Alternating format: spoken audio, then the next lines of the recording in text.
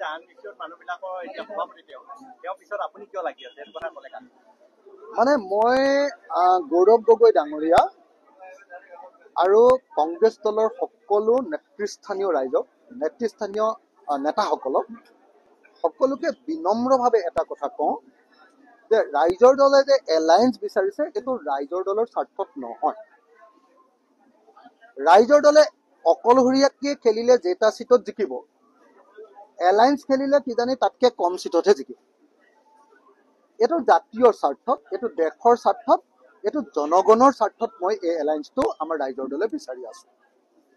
আপোনালোকে সকলোৱে বুজি পোৱা দৰকাৰ যে আজিৰ দিনটোত অসমখন এজন টাইৰেণ্ট বা এজন স্বেচ্ছাচাৰী শাসকৰ নেতৃত্বত চলি আছে, য'ত কোনো মানুহে নিজৰ কথা ক'ব নোৱাৰে, তেওঁক বাকৰুদ্ধ কৰি দিয়া হয়, তেওঁ মুখখন বন্ধ ৰখা হয়।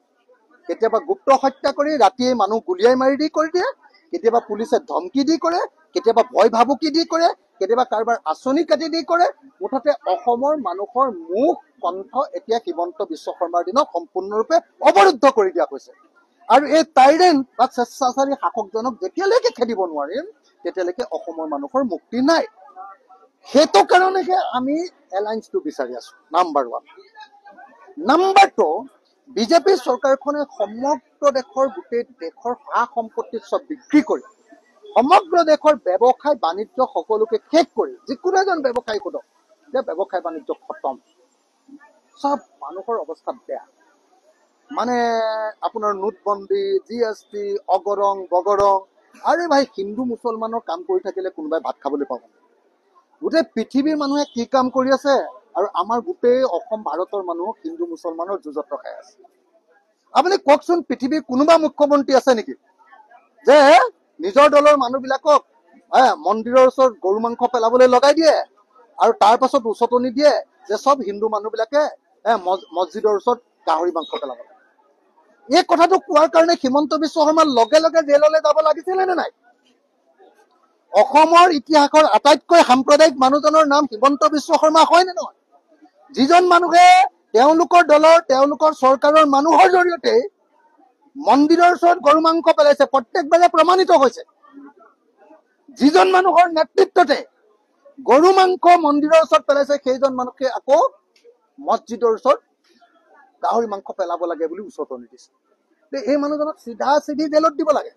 মই হলেতো হুলত দিলোহেঁতেন। মই যদি মুখ্যমন্ত্ৰী হলোহেঁতেন লগে লগে তেওঁ কমেও মই 27 বাৰ মান ফাঁচি দিলোহেঁতেন। তেওঁ যিবিলাক কাম কৰি আছে 27 বাৰ মান ফাঁচি হলহেঁতেন মোৰ হাতত পৰিলে হিমন্ত বিশ্ব শৰ্মা। আপোনালোকে দেখিছে নহয় যি কাম কৰি আছে। সেই মানুহজনক আঁতৰাবৰ কাৰণে আৰু ফেচিবাদ আৰু সামন্তবাদী যি শাসন চলাইছে, জাতি ধৰ্ম বৰ্ণৰ নামত যি লুণ্ঠন কৰিছে, হিন্দু মুছলমানৰ যি কাজিয়া লগাইছে, এইটোক নাইকিয়া কৰিবৰ কাৰণে আমি এলায়েন্স বিচাৰিছো। তৃতীয়টো হ'ল ব্যৱসায় বচাবৰ কাৰণে এলায়েন্স বিচাৰিছো। চতুৰ্থটো হ'ল বস্তুৰ মূল্য বৃদ্ধি ৰোধ কৰিবৰ কাৰণে এলায়েন্স বিচাৰিছো। 2 টকাৰ নিমখ 20 টকা হ'ব। 2 টকাৰ মুৰ্গীৰ ডিম, কণী, কুকুৰাৰ কণী এতিয়া 8 টকা হ'ল। কেনেকে মানুহ বাচি থাকিব কওক? মিঠাতেলেই কম নে পেট্ৰলৰ দামেই কম? সেইবিলাক বস্তু ক'লে মানে কয় যে ই হিন্দু বিৰোধী। আৰে ভাই, হিন্দু কৰি যদি বস্তুৰ দাম কমাই দিয়ে তেতিয়াহ'লে ময়ো হিন্দু হ'ম। মুছলমানৰ কাৰণে পেট্ৰলৰ দাম 100 টকা লগোৱা, মোৰ কাৰণে 25 টকাত দিয়া, তেতিয়াহ'লে মই তোমালোকৰ পাৰ্টিত জইন কৰিম। মোৰ কাৰণেও আকৌ পেট্ৰলৰ দাম সমান, ডিজেলো সমান, কিন্তু মই মুছলমানক গালি পাৰিলে মই বৰ ভাল মানুহ। এইটো কেনেকুৱা ধৰণৰ কথা?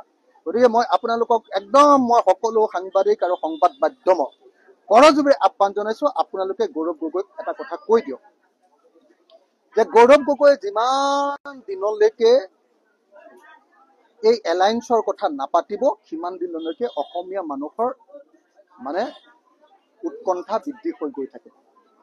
অসমীয়া মানুহ এনে বাকীবিলাক ক্ষেত্ৰত হিমন্ত বিশ্ব শৰ্মাৰ শাসন দেখি হাৰ্ট ফেইল হৈ হৈ মৰি আছে। গৌৰৱ গগৈ যদি এনেকে টানি টানি টানি টানি লৈ যায় আৰু বিৰোধী দলবিলাকৰ লগত যদি কোনোদিন আলোচনাও নকৰে, এটা ফোনো নকৰে, অকল ডিপ্লমেটিক কথা কৈ থাকি অকল দলৰ স্বাৰ্থ পূৰণ কৰাৰ কথা কয়। গৌৰৱ গগৈ দলৰ স্বাৰ্থ পূৰণ কৰিব খুজিছে, ভাল কথা, কিন্তু দলৰ স্বাৰ্থৰ লগতে দেশৰ স্বাৰ্থ আৰু জনগণৰ স্বাৰ্থও পূৰণ কৰিব লাগিব। অকল গৌৰৱ গগৈক মুখ্যমন্ত্ৰী পাতিবৰ কাৰণেতো আমি এই কাম কৰিব খোজা নাই।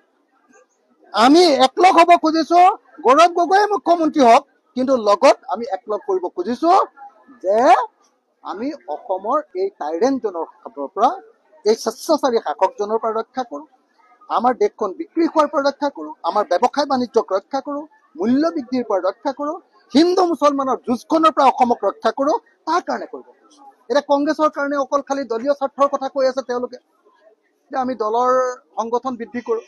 দলৰ সংগঠন বৃদ্ধি কৰক, কিন্তু মই এটা কথা কৈ দিওঁ দেই, অসমৰ মানুহে প্ৰাৰ্থনা কৰি আছে প্ৰত্যেক মুহূৰ্ততে যে বিৰোধী দলবিলাকে একলগ হওক, একলগ হওক, একলগ হওক। যদি এই প্ৰাৰ্থনা নুশুনে বহুত মানুহ হাৰ্ট ফেইল কৰি মৰিব অসমত। যদি আকৌ বিজেপি চৰকাৰ আহে, কোনো গণতান্ত্ৰিক মানুহ ইয়াত জীয়াই থকাটো সম্ভৱ নহ'ব। সেইকাৰণে গৌৰৱ গগৈয়ে অকল দলীয় স্বাৰ্থৰ কথা নাভাবি গোটেই জনগণৰ স্বাৰ্থ, গোটেই ৰাজ্যখনৰ স্বাৰ্থ, গোটেই দেশখনৰ স্বাৰ্থ কথা ভাবিবৰ কাৰণে মই গৌৰৱ গগৈ ডাঙৰীয়াক আহ্বান জনাইছো। অকল ডিপ্লমেটিক কথাৰে কেতিয়াও দেশৰ জনগণৰ স্বাৰ্থ পূৰণ নহয়, অকল গহীন গহীন কথাৰে কেৱল জনগণৰ স্বাৰ্থ পূৰণ নহয়।